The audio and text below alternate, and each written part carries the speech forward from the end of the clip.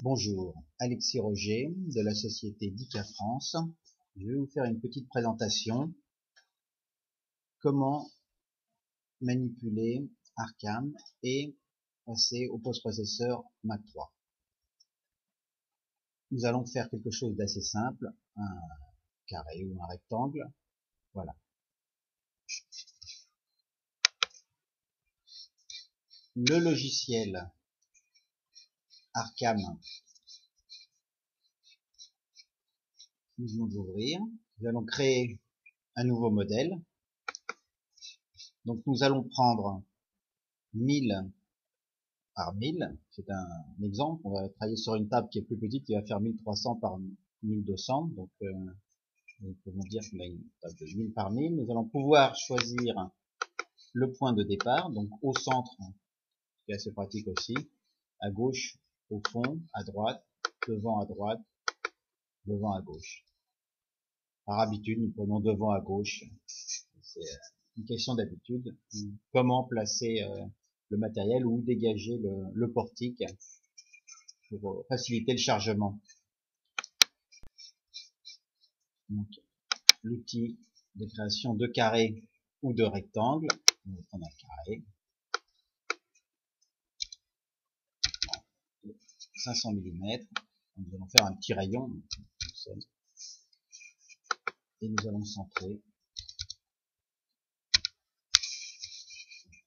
sur le bord.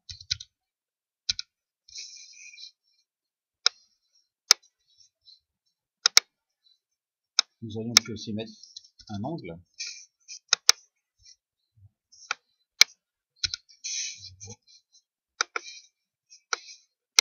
Et nous allons le créer. Nous fermons et nous allons maintenant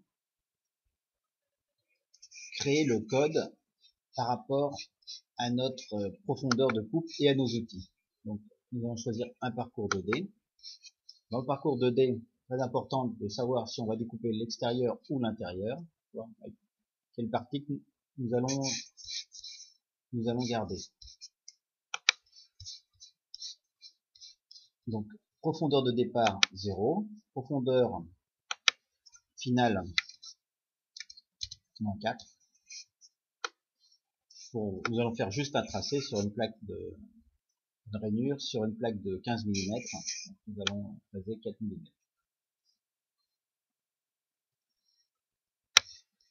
Z de sécurité 5 mm. Nous le laissons comme cela. Les outils. Donc, nous allons prendre un outil pour l'aluminium en 6 mm.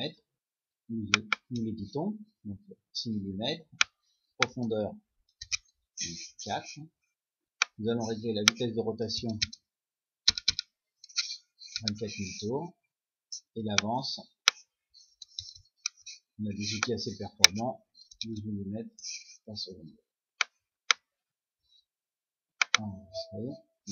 Le logiciel nous indique qu'il ne peut pas l'enregistrer, mais les paramètres de notre logiciel, c'est un logiciel de démonstration, il peut pas être la base ne peut pas être modifiée.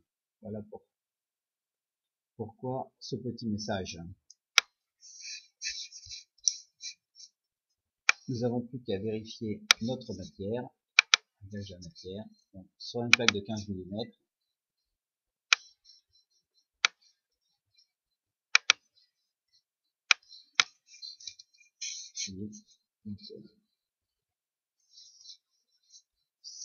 Là, c'est un départ à 0. Si on était parti à moins 15, nous serions là. Donc là, départ en haut. Voilà. Nous vérifions dans le 3D. Il n'y a rien pour maintenant. Pour le moment, nous appuyons sur maintenant et nous voyons dans la présentation 3D que notre carré est ici.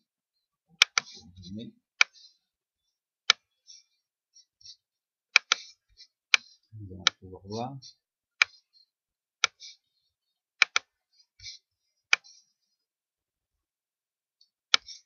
Les différentes hauteurs. Voilà.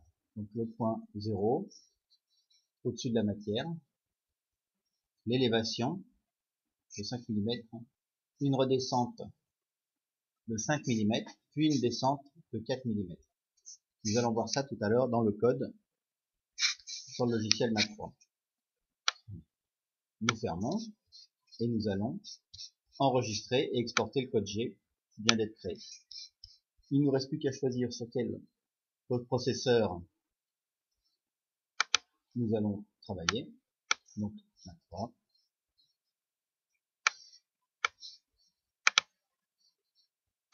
On va l'appeler 02, j'en ai déjà un créé.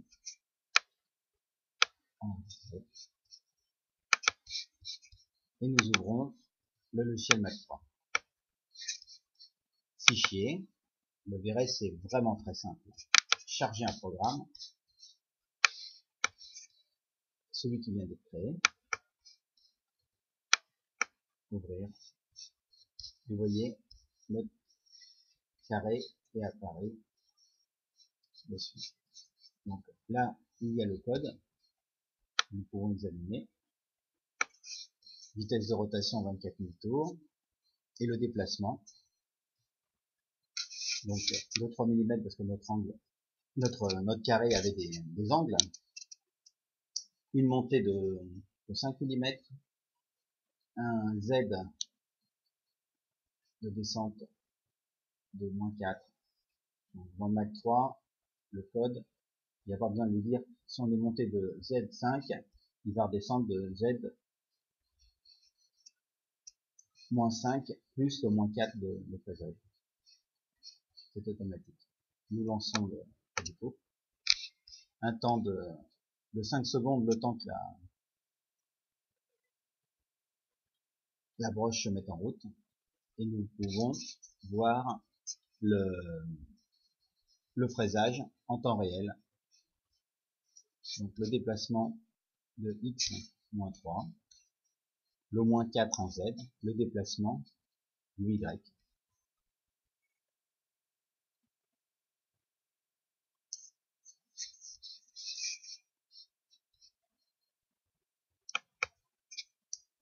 Je vous remercie d'avoir visionné cette vidéo et je vous referai une petite vidéo sur des choses un peu plus compliquées en 2D et en 3D par la suite.